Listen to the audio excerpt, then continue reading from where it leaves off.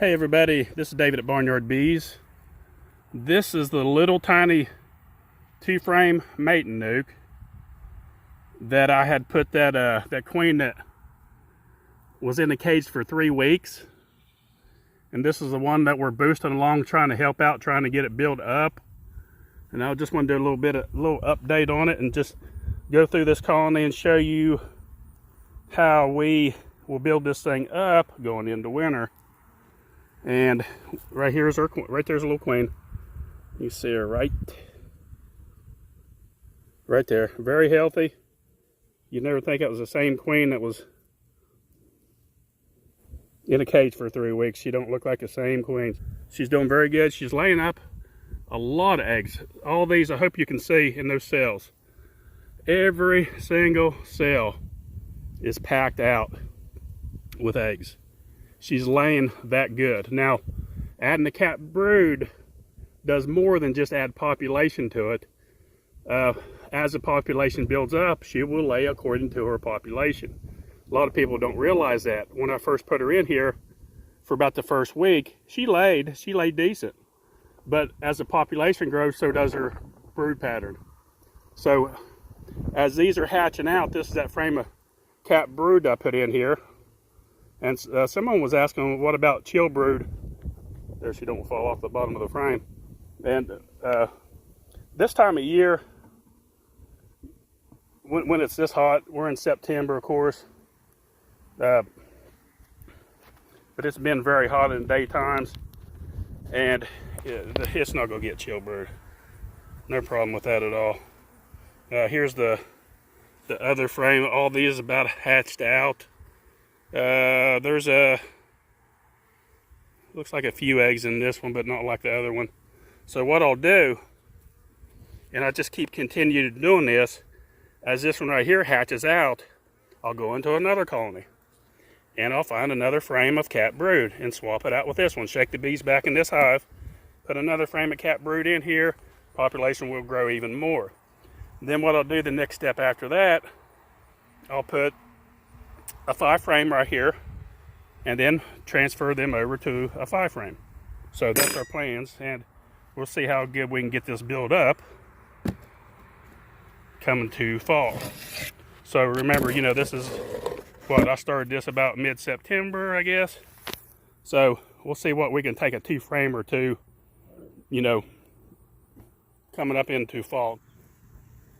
Okay, what I'm going to do today is go back in this frame here. I went in here yesterday and just checked it out briefly and did a real fast video on it, and I'm going to come back today and this one frame here, I'm going to swap it out with another hive that's got a little bit more resources in it to help boost this colony up. I'm going to look and make sure the queen's not on it. I'm not seeing her. So we'll go ahead and hit it a couple times, knock the bees off. Okay. There we go. Knock that off. And I already got my frame picked out over here. I've already checked. I found the queen. Queen is on this frame right here that I'm touching. And let's see, before I drop that in there, the frame I'm going to use is right here. I know there's no queen in it. I've already checked. I'm going to shake it lightly because it does have some young larvae on it, and I really should brush it maybe, but I'll just lightly shake it. If there's a handful of bees on there, usually the nurse bees will hold on really tight, and a couple bees on there is not going to make any difference. Like I said in the previous videos, they are absolutely going to, this other frame here will protect that. So this will help me boost this colony up even more. And what we're doing in this series is trying to get this little tiny 2-framer up and strong going into the winter in a 5-frame nuke. So what we'll do is just keep working with it once a week, and I'll keep updating videos, or I'll add this in the middle of another video just so you can keep seeing the update. And it started off, it just had, probably, maybe 300 bees at the most with that queen that been in the cage for 3 weeks. And I would just try to take the worst case scenario. I mean, the worst queen that, well, she couldn't have been bad queen because she turned around from 3 weeks being in the cage to laying like a monster. So she's a good queen. But she was bad in the case that she was in bad shape. She was very weak. Her genetics were excellent.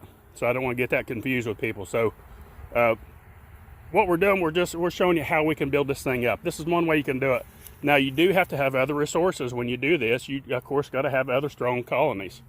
So that's what we did here. So we'll close it up. We're done with this. Right now, we're in goldenrod. They're bringing in a lot of nectar and a lot of pollen at the time. Bees are extremely gentle today. Extremely gentle. I don't have a veil on.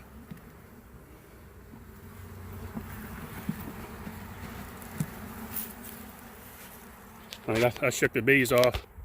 This is it. This is all I got on today. They're very good today. You can test them. Sometimes you can tell when you open the hive. You can tell whether you can get into them or not. So I knew today was going to be a good day for getting into hives. And it's a fall day. So, you know, usually in the fall they usually end up being a little grumpy, but they're super good. Okay. Right there's our queen. This is from the colony that had the laying worker, and we didn't directly release. We, if you remember on our previous video, the laying worker colony, where I moved over the 2 frames, right there she is on the corner. She's shy, really shy. We moved the 2 frames from 2 other different colonies,